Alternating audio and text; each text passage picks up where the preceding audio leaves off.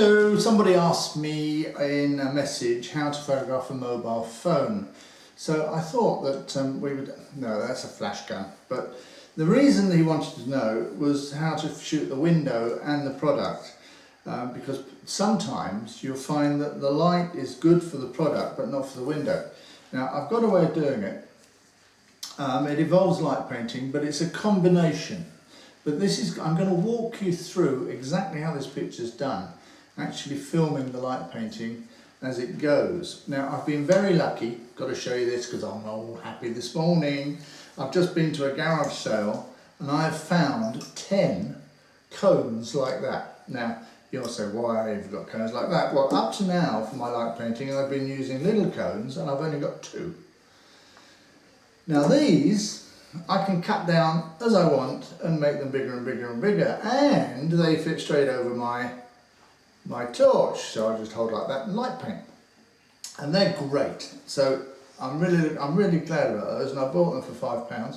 Oh, and I've got a torch that I use, which is made by Energizer, and it's great because I can actually focus it, and that as well is a great tool. And it wasn't expensive, so that's Energizer. I presume you can get that make in England or America or wherever. So that's how we're going to handle this morning. I hope you enjoy it. We're going to really walk through it. Right, now when starting to photograph this sort of product, the important thing is when you've got a window like that, is that somehow we have to make the window as dark as possible. So I've put a light that's shining right in it. Now that might seem strange, because it's making it as light as possible. But what that does is make it a lot easier for me to bring in a piece of black card until it doesn't reflect in the whole window. Now you can of course have it in a certain position to make a nice little reflection like that, but this is all still life photography. So I want it as dark as possible, which is there.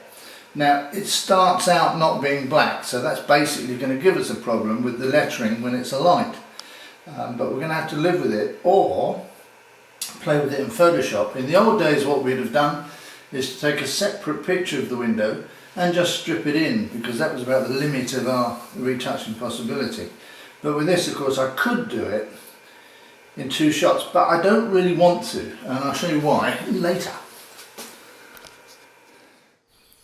Now I'm going to move the light round until it gets that much flatter light, and that'll enable me to bring back contrast. Now what's important now is that we know the exposure for the window. So how do we get that? Well, we experiment. It's really the only way. So I'll show you how we do that. So I'm going to switch the light on and stop it flashing, and open the shutter until it goes out. Now I've got another little light on at the same time. Now this is at f22.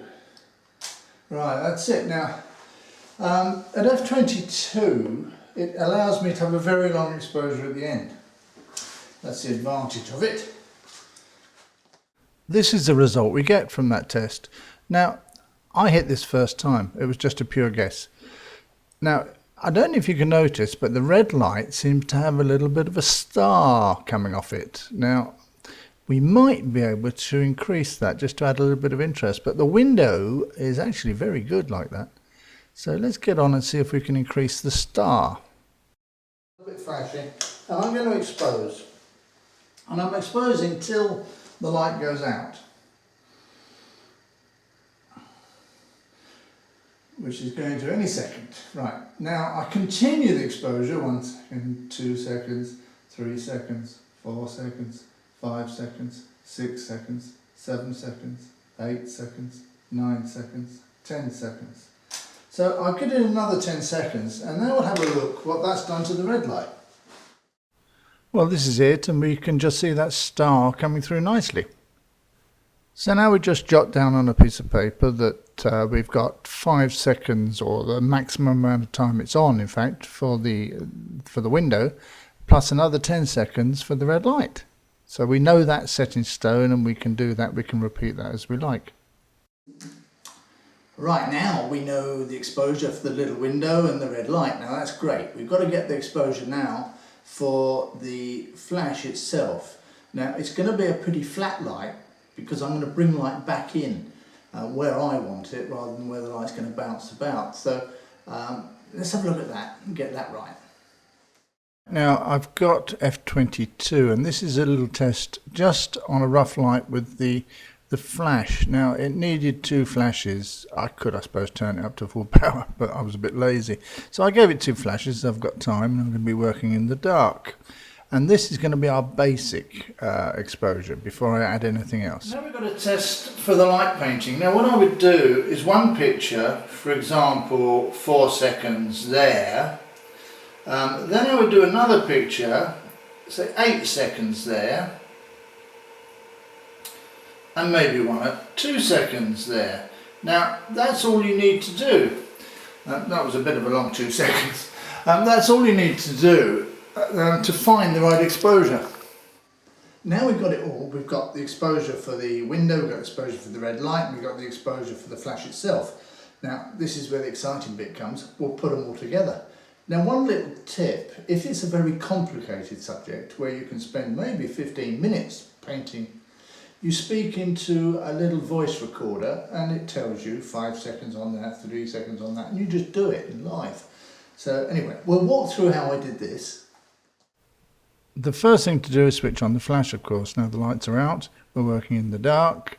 Now I would give, as we said, I'd keep exposing because we've organised it that way till the light goes out, which is going to any second. Then we keep exposing for 15-20 seconds. It really doesn't make any difference, 15-20. I mean, we could even go to 30. I don't think it would make much difference. It would just make the star a bit bigger. So when we finish that, we've got to think about giving the flash, so to give the basic exposure. So I would give 2 flashes.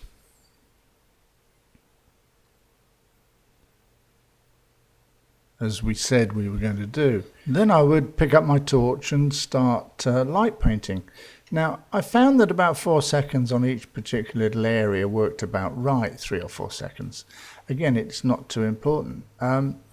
It's great fun and you just put light where you want really, and you can build up little details, you can pick out little humps, etc. If I've got anything in the way, like a reflector or anything, I can move those out the image. That's the beauty of it. So I can bring in a light from any angle. Now, of course, you've got to choose the right nozzle, the right head, the right distance. But it's very, very easy. In fact, it's an awful lot easier than you might think. Now, I tested and I know it's around 4 seconds, so it's very simple. Well, I hope you enjoyed that, and I hope you now realise a little bit how I used to go about working and how I still do if I do any work. It's great fun and I find it so much more satisfying than sitting in front of the computer. Anyway, see you soon. Don't forget to subscribe and visit us on the website. Okay, bye!